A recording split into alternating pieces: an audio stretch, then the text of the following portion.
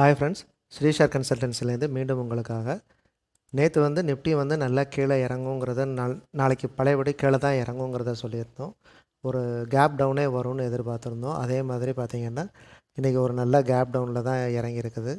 நேற்றைய லோ வந்து 11,484.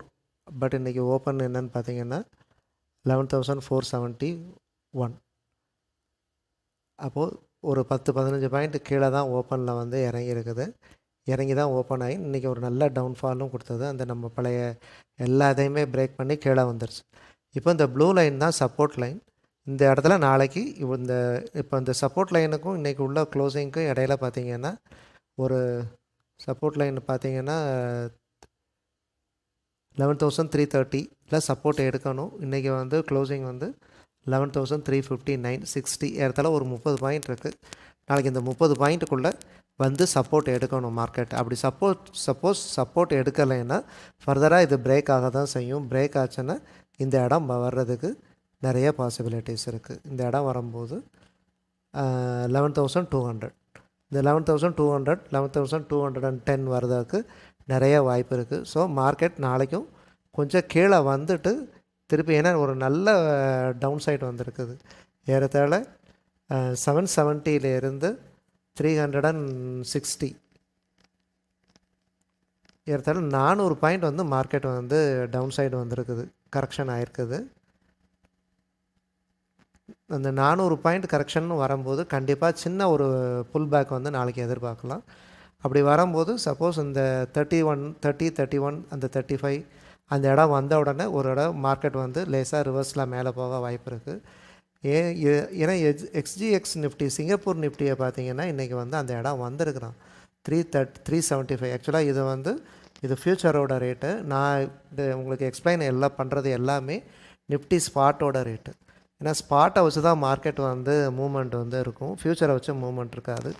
ஸ்பாட் எப்படி போதோ பேரலாக ஃப்யூச்சர்ஸ் மார்க்கெட்டும் அதுக்கு தகுந்தபடி மூமெண்ட் வந்து அந்த ப்ரீமியத்தை வச்சு போகும். எண்ட் ஆஃப் த மந்தில் அந்த ப்ரீமியம் வந்து கொஞ்சம் கொஞ்சமாக குறைஞ்சி நம்ம பழைய இடத்துக்கே வந்து ரெண்டுமே ஒரே இடத்துல வந்து மேட்ச் ஆகி நின்றுடும். அதனால் இப்போ இது வந்து 375 இன்றைக்கி நம்மளோட கேஷ் மார்க்கெட்டோட ரேட் வந்து 359, 360, 15 பாயிண்ட் வந்து ப்ரீமியத்தில் இருக்குது. இந்த 15 பாயிண்ட் வந்து எண்ட் ஆஃப் த மந்த் வந்து ரெண்டுமே வந்து ஈக்குவல் ஆகிடும். அப்போது நீங்கள் இதுக்கு வந்து பேரலாக அதை வச்சுட்டு நீங்கள் எப்படி ட்ரேட் பண்ணணுங்கிறத வந்து நீங்கள் ட்ரேடை வந்து செட் பண்ணிவிடுங்க. அதனால் இன்னும் ஒரு 30 பாயிண்ட் இறங்குங்கும்போது இன்றைக்கி நமக்கு ஃப்யூச்சர் வந்து 419 வந்து க்ளோஸ் ஆகிருக்கு. அப்போ இதுலேருந்து ஒரு 30-35 பாயிண்ட்னு வரும்போது 390, 385, 380 வரணும், 380 வரணும். 380 to உங்களுக்கு வந்து எவ்வளோ வரணும், 380, 385 வந்து சப்போர்ட் கிடைக்கணும். எஸ்ஜிஎக்ஸ் நிஃப்டி பார்த்திங்கன்னா 375 வந்து சப்போர்ட் கிடச்சி திருப்பி மேலே போயிருக்குதான். நாளைக்கு காலையில் நமக்கு முன்னாடி வந்து சிங்கப்பூர் நிஃப்டி ஆரம்பிச்சிடும். அதை பார்த்துட்டு நம்ம வந்து ட்ரேடை கொஞ்சம் நல்லா பிளான் பண்ணிக்கலாம். அதை நீங்கள் நாளைக்கு நல்லா பார்த்துடுங்க. அதே மாதிரி இன்றைக்கி வந்து எல்என்டியில் வந்து ஒரு நல்ல இது இருக்குது, நமக்கு கண்டிப்பாக வர்றதுக்கு வாய்ப்பு இருக்குது. ஒரு பை கிடைக்கிறதுக்கு சான்ஸ் இருக்குதுன்னு எதிர்பார்த்தோம். ஆனால் பை வரலை. பழையபடி அதே இடத்துல மார்க்கெட் வந்து ஒரு கம்ப்ரஸ்க்குள்ளே தான் நின்றுச்சு. கீழேயும் வரல, மேலேயும் வரல, இன்னொரு கம்ப்ரஸ் பார் வந்து போட்டிருக்குறான். ஸோ மார்க்கெட் வந்து ரொம்ப கம்ப்ரஸ் ஆகிட்டே வருதுங்கும்போது எய்தர் ஒன் சைடு வந்து மார்க்கெட் பிரேக் ஆகும்போது எல்என்டியை வந்து ஏதாவது நல்லா ஒரு பெரிய ப்ராஃபிட்டை வந்து கொடுக்கும். அதை அப்சைடில் கொடுக்குறதுக்கு தான் நிறைய பாசிபிலிட்டிஸ் இருக்குது. பார்த்திங்கன்னா பாருங்கள், இப்போ நேற்றுலேருந்து பழையபடி நேற்றுக்கும் இன்றைக்குமே கம்ப்ரஸ் ஆகிருக்குது.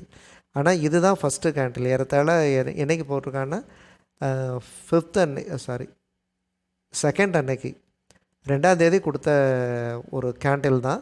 அந்த கேண்டில்குள்ளே தான் 4 கேண்டில் நேரோ ரேஞ்சில் போயிட்டே இருக்குது. ஓவராலாக மார்க்கெட் இதுலேருந்தே நேரோ ரேஞ்சு தான். மேலே பிரேக் ஆகும்போது ரொம்ப என்ன சொல்கிறது, ஒரு பிளாஸ்ட் இருக்கும் பயங்கரமாக. எப்படி பார்த்தாலும் ஒரு 40-50 பாயிண்ட் அன்றைக்கி ஒன் டேயில் வந்து சிங்கிள் டேயில் ஒரு 3% வரை ஏறுறதுக்கு வாய்ப்பு இருக்குது. அதனால் எல்என்டியை வந்து நல்லா கவனமாக பாருங்கள். நாளைக்கு கூட போகிறதுக்கு எல்என்டி செஞ்சுரி இந்த ரெண்டையுமே வந்து நாளைக்கு நீங்கள் வாட்ச் பண்ணலாம். ரெண்டுமே பையில் தான் இருக்குது. நாளைக்கு ஒரு புல் பேக் கொடுத்தாங்கன்னா கண்டிப்பாக இந்த ரெண்டும் பெருசாக மேலே வர்றதுக்கு வாய்ப்பு இருக்குது. பார்த்து பண்ணிக்கிடுங்க. அப்புறம் நேற்று வந்து இந்த பவர் ஆஃப் காம்பவுண்டிங்கை பற்றி சொல்லணுன்ட்டு உங்கள்கிட்ட நான் பேசியிருந்தேன். அதுவும் பிவட் டேபிளை பற்றி. பவர் ஆஃப் காம்பவுண்டிங்னா அந்த அதாவது நார்மலாக வந்து ஒரு ரேட் ஆஃப் இன்ட்ரெஸ்ட் பார்க்கும்போது சிம்பிள் ரேட் ஆஃப் இன்ட்ரெஸ்ட்டும் இருக்குது, காம்பவுண்ட் ரேட் ஆஃப் இன்ட்ரெஸ்ட்டும் இருக்குது. அந்த காம்பவுண்ட் ரேட் ஆஃப் இன்ட்ரெஸ்ட் வந்து யாரும் அதிகமாக எங்கேயும் யூஸ் பண்ணுறதில்ல. மெயினாக எல்லா பக்கமுமே இந்த சிம்பிள் ரேட் ஆஃப் இன்ட்ரெஸ்ட் தான் பார்க்குறது. அப்படி அந்த காம்பவுண்ட் ரேட் ஆஃப் இன்ட்ரெஸ்ட்டை தான் நம்ம பவர் ஆஃப் காம்பவுண்டிங்னு சொல்கிறது. ஒன்ஸ் ஒரு ஒரு ஒரு ஃபிக்ஸட் அமௌண்ட்டை ஒரு டெபாசிட் மாதிரி ஒரு 1 லேக்கை வந்து ஒரு சிஸ்டத்துக்குள்ளே போட்டிருக்கிறோம். அதுலேருந்து மாதம் வருஷம் நமக்கு ஒரு 10% கிடைக்குதுன்னா நெக்ஸ்ட் இயரில் பார்த்திங்கன்னா அந்த 1 லேக்குங்கிறது 1,10,000 ஆகும். மறு வருஷம் பார்க்கும்போது இந்த 1,10,000க்கு ஒரு 10%ங்கும்போது 11,000 நமக்கு அடிஷ்னலாக அது ஆட் ஆகும். அப்போது 1,22,000 மாறும். இதுதான் அந்த பவர் ஆஃப் காம்பவுண்டிங்கிறது. அப்படி ஒரு 10 வருஷம் வரும்போது அந்த 10% இன்ட்ரெஸ்ட் வந்து நார்மலாக 10 வருஷத்துக்கு 100% தான் வரும்னு பார்ப்போம். ஆனால் அந்த ரேட் ஆஃப் இன்ட்ரெஸ்ட் வரும்போது அது வேறு ஒரு விதமாக எங்கேயோ போய் வந்து நிற்கும். இப்போ அதை தான் நம்ம இதில் வந்து நம்ம பிளான் பண்ணுறோம். இதில் எப்படி பிளான் பண்ணுறோங்கிறத வந்து நான் ஒரு சின்ன இது போட்டு விளக்கி காட்டுறேன்.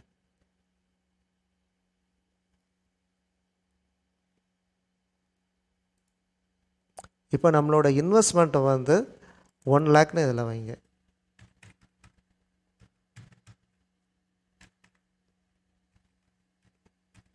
நம்மளோட இன்வெஸ்ட்மெண்ட் வந்து 1 லேக்கு. இந்த 1 லேக்குக்கு நம்ம 1 இயரில் வந்து 60% வந்து ப்ராஃபிட் எடுக்கிறோம். 60% ப்ராஃபிட்டுங்கிறது சாதாரணமாக சடனாக யார்கிட்ட சொன்னாலும் இது வந்து நடக்கவே நடக்காதும்பாங்க. பட் இது வந்து ரொம்ப ரொம்ப ஈஸியாக நம்மளோட பங்கு சந்தையில் வந்து நடக்கிற விஷயம். ஷேர் மார்க்கெட்டில் ஒரு 60% 50% ப்ராஃபிட் எடுக்கிறதுங்கிறது வந்து பெர் இயர் எடுக்கிறது ஒரு பெரிய விஷயமே கிடையாது. அப்போ ஒரு 1 லேக்குக்கு ஒரு 60% வந்து நம்ம ப்ராஃபிட் எடுக்கிறோம்னா மந்த்லி நம்ம 5,000 ருபீஸ் இந்த 1 லேக்கை வச்சு நம்ம சம்பாதிக்கணும். மந்த்லி ஒரு 5,000 ருபீஸ் சம்பாதிக்கிறதுங்கிறது வந்து ரொம்ப ஒரு ஈஸியான விஷயம். ஏன்னா நம்ம இப்போ ஒரு 10 நாளாகவே 15 நாளாகவே வந்து நம்ம இதை ட்ராக் பண்ணிட்டு வரோம். அந்த ஹெச்டிஎஃப்சிங்கிற அந்த ஒரு ஸ்கிரிப்பை மட்டும் எடுத்தாலே போதும். டெய்லி நமக்கு அதில் ஒரு 10 பாயிண்ட் வந்து கிடைக்கிது.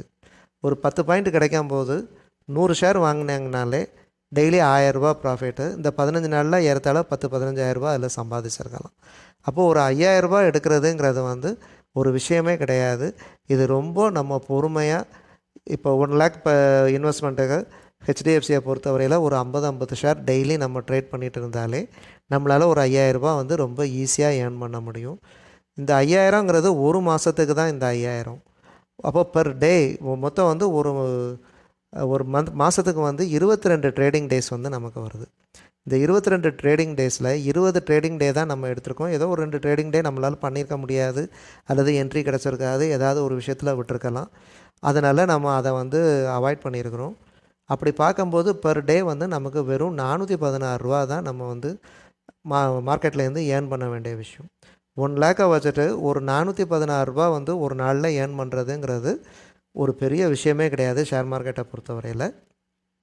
அப்படி நம்ம ஏர்ன் பண்ண ஆரம்பித்தோன்னா இந்த 416 ரூபா வந்து ஒரு மாதத்துக்கு 5,000 ரூபா வருது, ஒரு வருஷத்துக்கு வந்து 60,000 ரூபா வருது. அப்போது இந்த எண்ட் ஆஃப் த இயர் வந்து இந்த 1 லேக் வந்து நமக்கு 1,60,000 வரும்.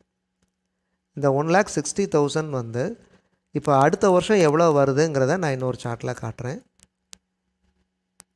இப்போ இந்த சார்ட்டை பாருங்கள்.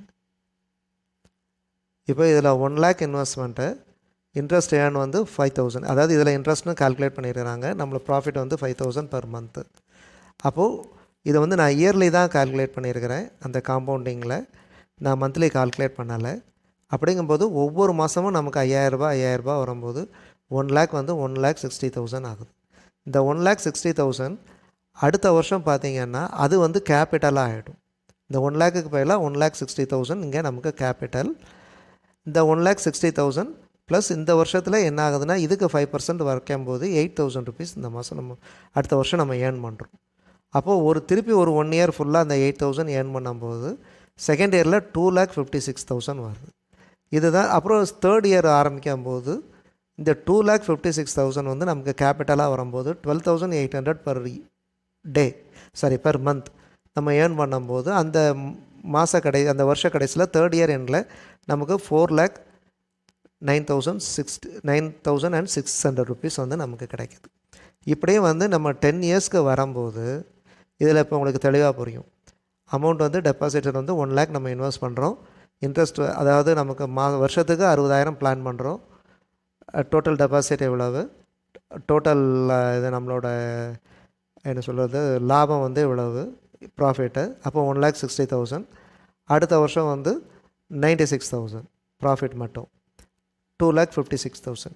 இப்படியே வரும்போது அப்புறம் 4 லேக், அப்புறம் 6.5, 10,48,000, 16 லேக், 26, 42.94, 68.71. 10th இயர் எண்டில் 1,09,95,116 rupees வந்து நம்மளோட கேபிட்டல், நம்மளோட ப்ராஃபிட்டாக இந்த இடத்துல வந்து இருக்குது.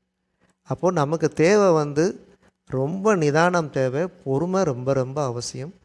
பொறுமையை கரெக்டாக கையாண்டுட்டு நல்ல திட்டம் கரெக்டாக முதல் நாளே பிளான் பண்ணி, இப்போ நான் வந்து டெய்லி எவ்ரிடே இந்த சமயத்தில் நான் என்னோடய பிளானிங் எல்லாமே முடிச்சு தான் நான் எக்ஸிக்யூட் பண்ணுறேன்.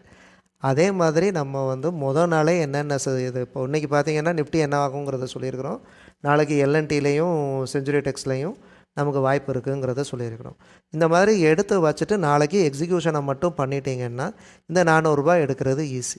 இது அக்யூமுலேட் ஆக்கிக்கிட்டே நீங்கள் இதுலேருந்து வித்ட்ரா பண்ணாமல் இருந்தீங்கன்னா இந்த 1 லேக் வந்து 1 crore ஈஸியாக ஆகும்.